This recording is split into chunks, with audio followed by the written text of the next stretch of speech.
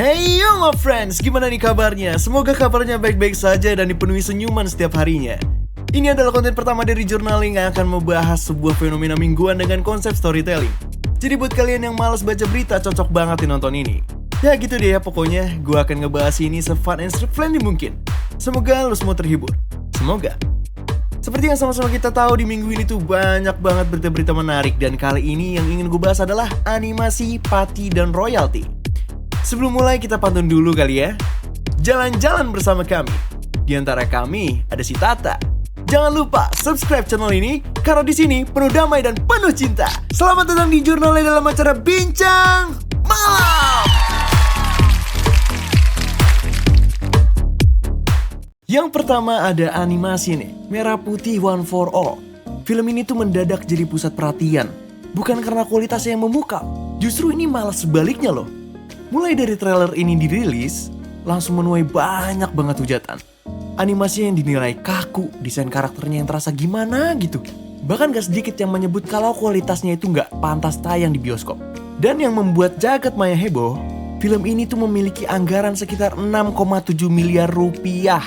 Wow, publik tahu angka ini tuh bukan dari media, melainkan postingan produser filmnya sendiri yang bernama Toto Sugriwo. Dalam postingan itu ia memamerkan nominal anggaran produksinya.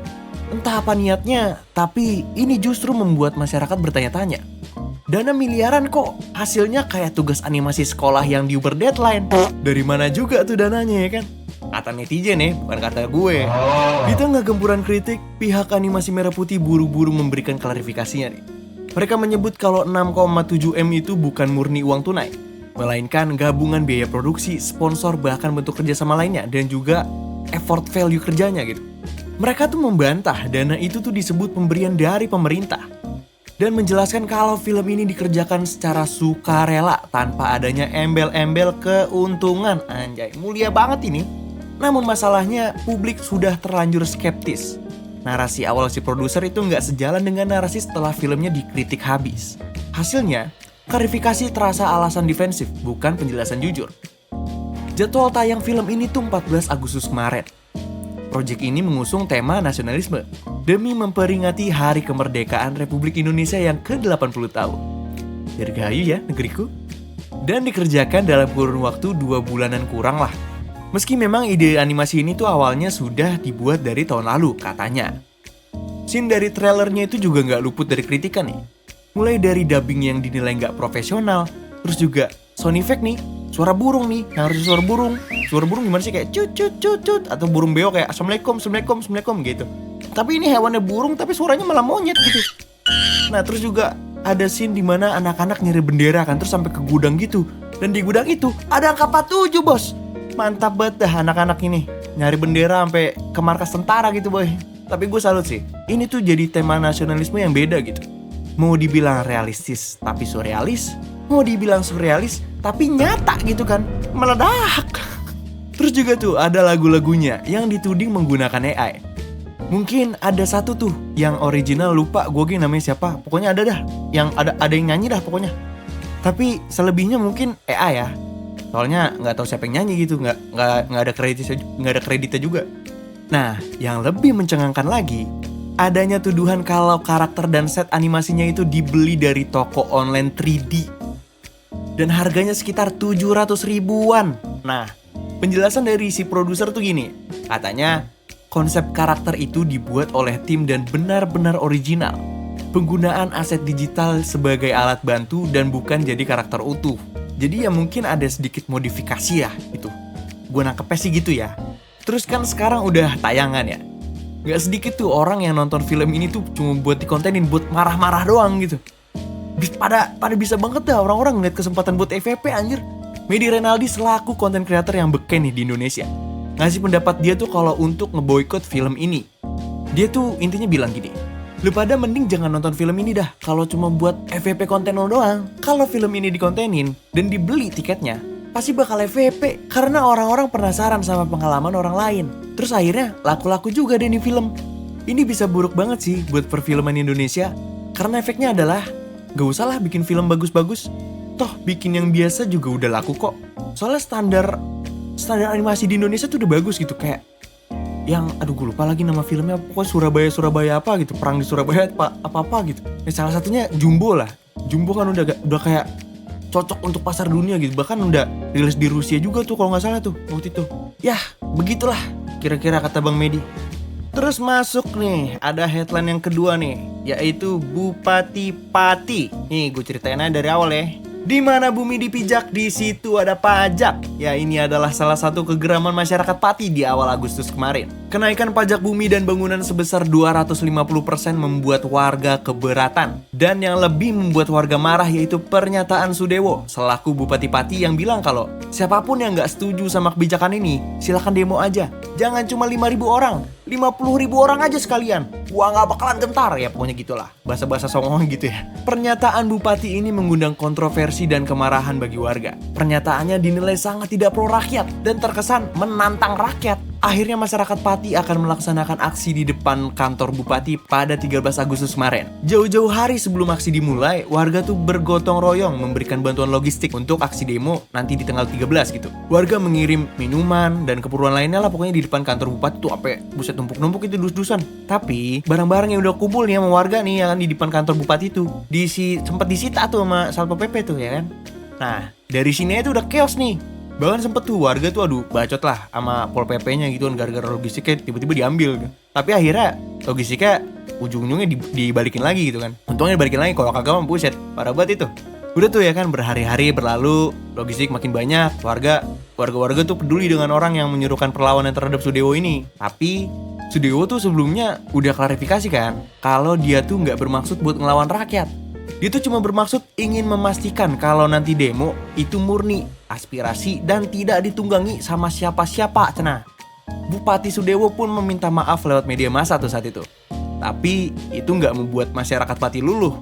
Yang tadinya tuntutannya adalah menolak kenaikan PBB sebesar 250%, sekarang tuntutan utamanya adalah menurunkan Bupati Sudewo karena dinilai tidak pro rakyat dan semena-mena terhadap rakyat. Ini imbas dari pernyataannya yang dinilai menantang masyarakat Pati.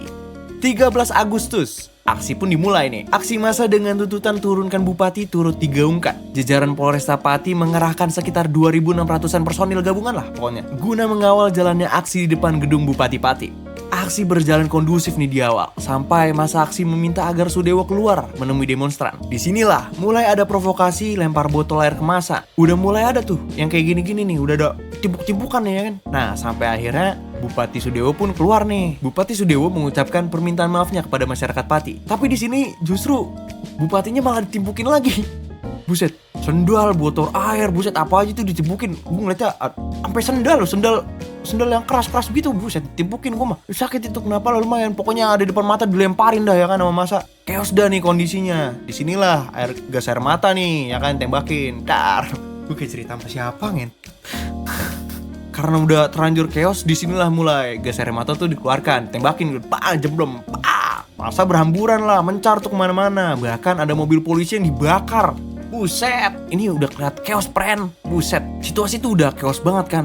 Gas air mata tuh udah kemana-mana. Tapi yang paling membagongkannya lagi, gas air mata itu masuk ke masjid, tempat wudhu sama parkiran Masjid Agung Baitur Nur namanya. Peristiwa ini tuh terekam dalam sejumlah video yang beredar di media sosial. Dalam rekaman tersebut tuh asap gas air matanya tuh mengepul di halaman masjid gitu, sampai ke tempat wudhu. Buset. Warga yang berada di sekitar lokasi termasuk ibu-ibu, anak-anak, dan jamaah yang hendak sholat terlihat panik dan berhamburan mencari tempat aman. Di situ juga banyak yang nyesek, banyak yang nangis gitu kan. Ya iyalah, masjid jadi timpukin jemblom gitu kan, pasti perih banget gitu. Dikabarkan hari itu korban yang luka-luka terdapat 57 orang.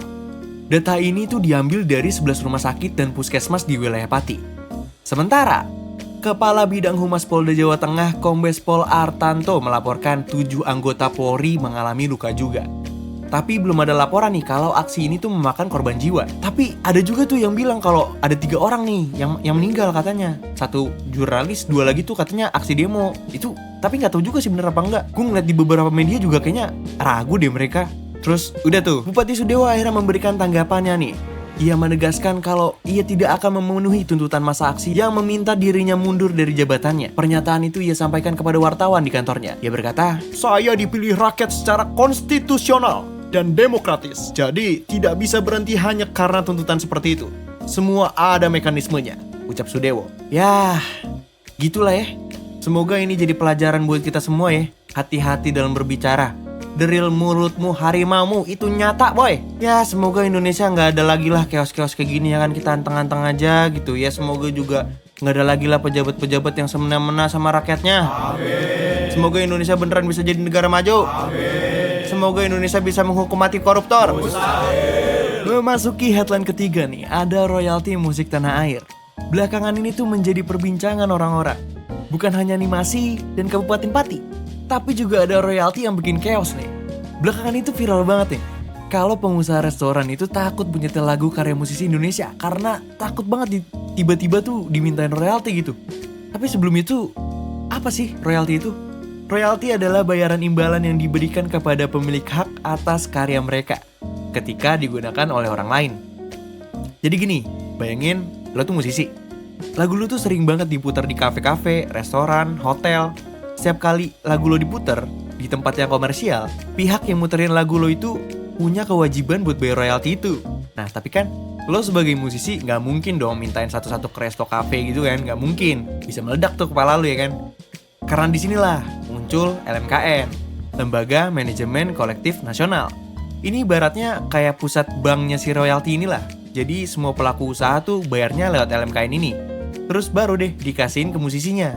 Ini gue baca nih, ada beberapa kasus-kasus royalti di Indonesia. Kalau di kalangan artis, ada nih. Contoh kayak si Fidel Diano tuh. Dia juga pernah dilaporkan oleh Kina Nasution terkait penggunaan lagu Nuansa Bening tanpa izin. Gugatan dengan nilai fantastis 24, miliar rupiah. 24,5 miliar rupiah. Ini menunjukkan betapa seriusnya persoalan hukum terkait royalti di industri musik. Terus juga ada Once Mekel nih yang sempat dilarang Ahmad Dhani untuk menyanyikan lagu Dewa 19 tanpa izin tertulis. Hal ini menandai ketatnya pengaturan royalti dan hak cipta di kalangan musisi besar Indonesia. Sementara itu, Andre Taulany berselisih dengan mantan rekan bandnya, Endang Surahman, mengenai lagu Mungkinkah. Sengketa ini semakin menegaskan pentingnya pemahaman yang jelas tentang hak cipta di antara musisi. Itu baru dari kalangan musisi juga tuh, itu ribut juga tuh soal royalti. Terus ini ada dari pelaku usaha, kasus mie gacoan di Bali itu. Direktur mie gacoan, Igusti Ayu Sasih Ira, resmi ditetapkan sebagai tersangka karena diduga melanggar hak cipta dengan tidak membayar royalti atas lagu-lagu yang diputar di outlet.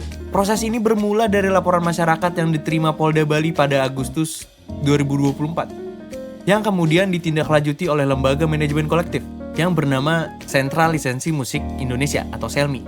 Sejak 2022, SELMI telah berulang kali mengirim teguran, melakukan sosialisasi hingga upaya mediasi. Tetapi tidak ada kesepakatan, akhirnya kasus ini dibawa ke ranah hukum. Kerugian yang ditimbulkan diperkirakan mencapai miliaran rupiah. Itu dari pelaku usaha tuh ya kan. Terus ada lagi nih dari pernikahan. Lu nikah, harus bayar royalti. Wahana Musik Indonesia atau WAMI menegaskan bahwa pemutaran musik di acara pernikahan juga termasuk objek pembayaran royalti. Kebijakan ini menimbulkan pro kontra di masyarakat. Menurut WAMI, aturan ini tuh berlaku untuk musik live yang tidak menjual tiket dengan tarif sebesar 2% dari biaya produksi musik. Royalti dibayarkan oleh penyelenggara acara dan kemudian disalurkan melalui LMKN kepada LMK yang bernaung di bawahnya, sebelum akhirnya sampai kepada komposer lagu. Hal ini juga berlaku untuk acara keagamaan seperti pengajian dan ibadah lainnya yang memutar lagu rohani. Meski demikian, sebagian masyarakat menilai aturan ini terlalu membebani penyelenggara hajatan. Terus juga nih yang lagi belakangan lagi viral nih.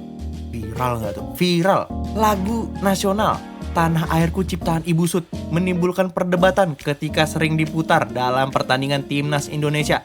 LMKN menegaskan bahwa pemutaran lagu di ruang publik termasuk stadion tetap membayar royalti sesuai ketentuan Undang-Undang Hak Cipta. Namun, keluarga mendiang Ibu Sud justru menyatakan sikap yang berbeda nih.